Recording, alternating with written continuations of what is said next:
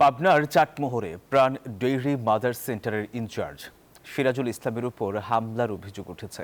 সম্প্রতি 4 জন ভেজাল দুধ সরবরাহকারীর নিবন্ধন বাতিল করা হয়। এর জেরে এই ঘটনা ঘটতে পারে বলে সন্দেহ করছেন প্রাণ ডেইরির আঞ্চলিক কর্মকর্তারা। আর ইতিমধ্যে হামলার ঘটনায় প্রধান আসামি আবুল কালাম আজাদকে গ্রেপ্তার করেছে পুলিশ। আহমেদুল হক রানার তথ্য ছবিতে ডেস্ক রিপোর্ট। ঘটনা গেল 22 আগস্ট রাত 11টার। পাবনার চাটমোহরে প্রাণ ডেইরির একটি মাদার সেন্টারের ইনচার্জ সিরাজুল ইসলাম প্রতিদিনের মতো কাজ শেষে বাসায় ফিরছিলেন। এ সময় তাকে কয়েকজন দুর্বৃত্ত পিটিয়ে আহত করে। পরে স্থানীয়রা তাকে উদ্ধার করে হাসপাতালে নিয়ে যায়। আমি দৌড়ানোর পর আমার অ্যাসিস্ট্যান্ট এসে আমাকে উদ্ধার করে আমাকে হসপিটালে নিয়ে যায়। যারা এই ঘটনা ঘটাক আমার সাথে, আমি তাদের দৃষ্টান্তমূলক শাস্তি চাই।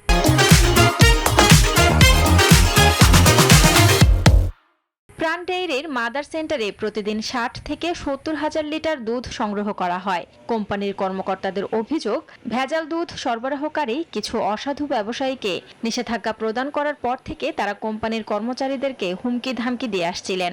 সন্দেহ করা হচ্ছে সিরাজুল ইসলামের উপর এসব ব্যবসায়ীরাই হামলা চালিয়েছে। দুগ্ধ শিল্পটাকে নষ্ট করবার জন্য একটা ষড়যন্ত্র চলছে। তো এই শিল্পটাকে টিকিয়ে রাখার জন্য আমরা চাই যে এরকম পরিস্থিতি পুনরায় সৃষ্টি না হোক বা এই সুযোগটা যেন কেউ না পায়। আমাদের কিছু কিছু দুগ্ধ সবাইকে আছে, সেটা 5 বার বা 2 বার 3 বার করে তো আমরা কোর্টটা বন্ধ করে দিই। তো সেদিন যে ঘটনা ঘটছে সেটা আমরা 22 তারিখে রাত্রে আমাদের ইনচার্জ সিরাজুল ইসলাম যিনি দুধটা রিজেক্ট করে এবং তার কনজিউমার ছিল এবং কোর্টটা তার অটোমেটিক বন্ধ হয়ে যায়। ধারণা করি যে তারাই এই কাজটা করাইছে, মানে আমাদের সিরাজুল উপর যে আক্রমণটা করছে তারাই করছে আর কি। এই ঘটনায় মামলা হলে পুলিশ অভিযান চালিয়ে একজনকে গ্রেপ্তার করে। মামলার কার্যক্রম তাৎক্ষণিকভাবে আমরা গ্রহণ করি। এজাহারনামীয় আসামি আমরা গ্রেপ্তার করি।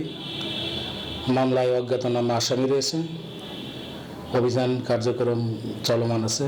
হামলার পর থেকে এই কেন্দ্রের কর্মকর্তা কর্মচারীদের মধ্যে ভয় কাজ করছে। আমরা এখন খুব টেনশনে থাকি।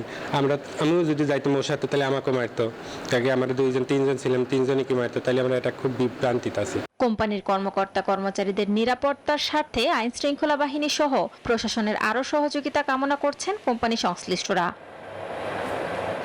Desk report, news 24।